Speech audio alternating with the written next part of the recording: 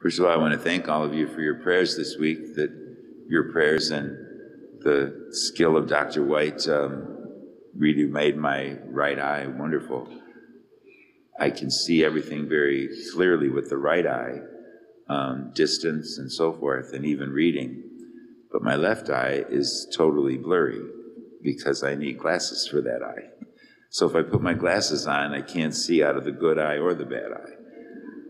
And I can't pop out the right lens because my glasses are rimless, and if I take that lens out, then they'll all fall apart. So the doctor said, well, just try to do your best without any glasses. So here I am. The only problem is I have to watch my feet because my eyes aren't coordinating where my feet are going, especially on steps. So if you see me walking around kind of weird, that's why. But thank you again. The next surgery will be on February 8th to fix the left eye, and then hopefully I'll be able to see everything totally clear. It's amazing what they can do today. And just another announcement kind of thing, we're all so well aware of the flu epidemic that's going around our whole country. I know I just heard of another sad case of a young woman with a 4-year-old and a 7-year-old child that died from the flu this week. It's one of the more serious outbreaks of flu we've had. And so we have concern about being aware of not contacting it ourselves. If you don't feel well, it's best not to drink from the cup at Mass because you might be getting the flu or you might be getting a cold. So even if you don't feel well in the slightest way, I'd suggest that we do not drink from the chalice. If we receive the host, we receive the whole body, blood, soul, and divinity of Christ. And if we just drink from the chalice, we receive the whole body and blood, soul, and divinity of Christ. He's not divided up. To receive them both is a more perfect sign and symbol, but it's not necessary to receive both, and we're not missing part of Jesus, so to speak. So just be aware of that. And then with the sign of peace, we all know that the shaking of hands, transfer of germs on hands is an issue, and you don't like to refrain from giving the sign of peace because you don't want people to think you're just being snobby or something. So why don't we as a parish just decide from now until the flu season's over, we'll eliminate the handshake at the sign of peace. If we can just turn to each other and say, peace be with you, we're still extending it. It's a real important part of the Mass.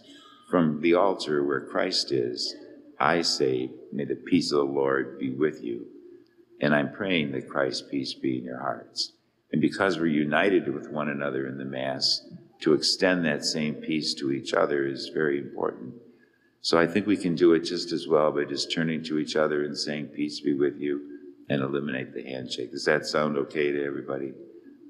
For the time being, I think it's good to be cautious. The scripture readings today are very interesting. In the first reading, the Jewish people are on the east side of the Jordan River. Finally, after years and years of exile and waiting to get to the promised land, they're looking across the river, and the promised land is right on the other side. And Moses is preparing them.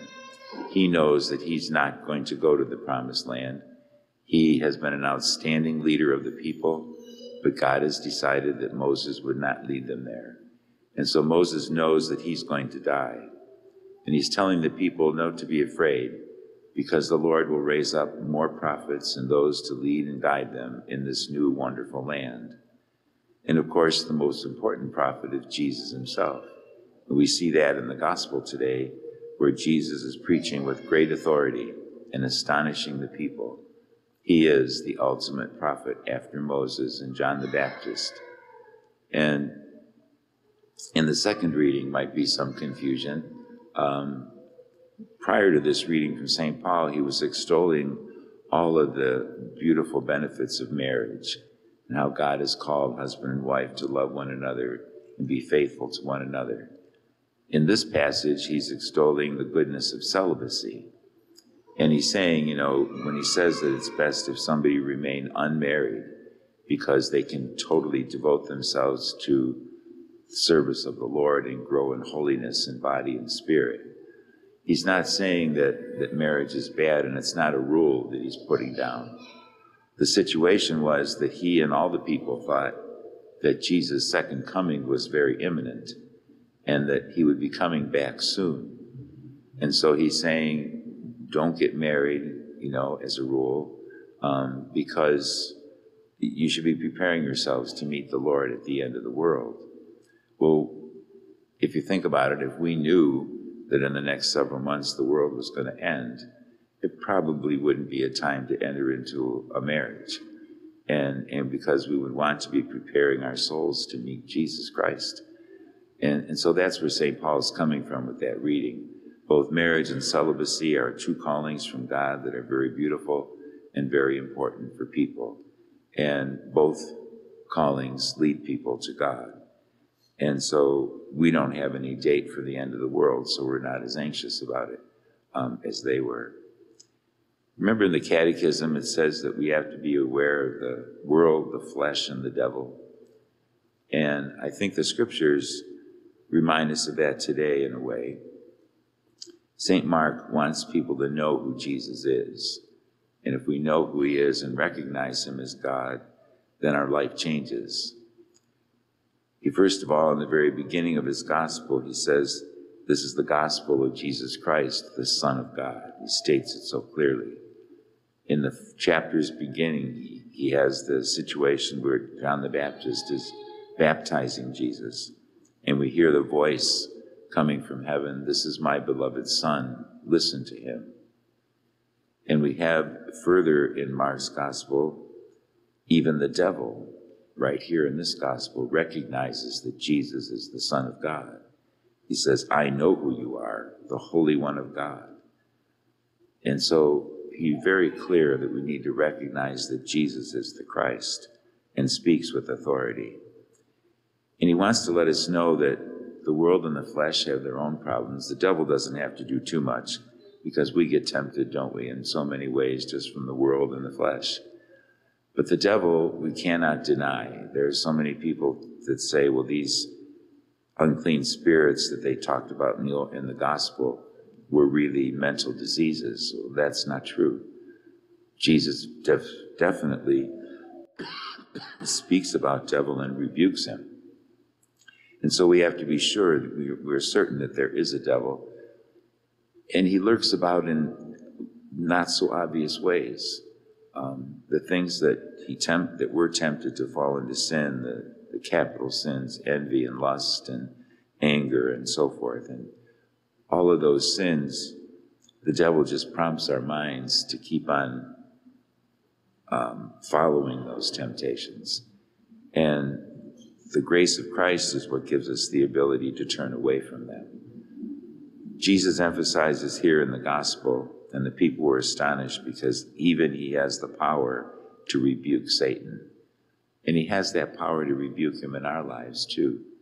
We need to go to him in time of temptation and just say, Lord, it's one time when you can tell someone to go to hell and it's okay if you're saying it to Satan, if he's bothering you. And so the Lord wants us to just turn to his grace. In my priestly life, there have been many times when certainly I've been aware of the presence of evil, and yet at the same time so aware of the power of Christ. I know I told you the story before, I won't tell it again, of the time when I actually had to exorcise a house. It was not a person, but it was a place. And I was afraid. I called the bishop and told him the situation, and he told me to go and to do the exorcism, and I didn't want to. I told him I thought he should go because he's a bishop and holier than I am. But he said, no, you go and do it. And if you remember, it was quite an encounter. But I remember the crucifix in my hand, the holy water in my other hand, and rebuking Satan to leave this place. You could feel the force. It's so hard to put into words, but it was so powerful that it exhausted me so much that I ended up in the hospital after that, in a state of mental and physical exhaustion. And it taught me how powerful it is, but at the same time, I had no fear because I knew that the power of Christ was greater. And that's the reality that we can live with confidence and peace, that Jesus is with us always. That's a dramatic situation. But in the situations where we are just tempted by the devil, we should just invoke Jesus. And Satan hates the word Jesus. And so to say it and ask for his help, the Lord will give us the assistance to avoid the temptations of Satan. What does God expect of us?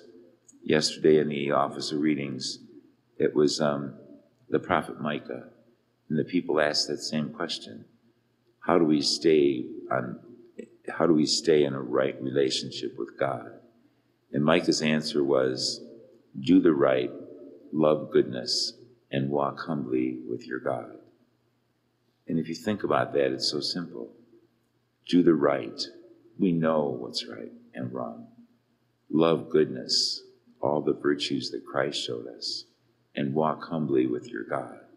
Every day for time in prayer, every day invoking the Lord's grace and help in all that we do.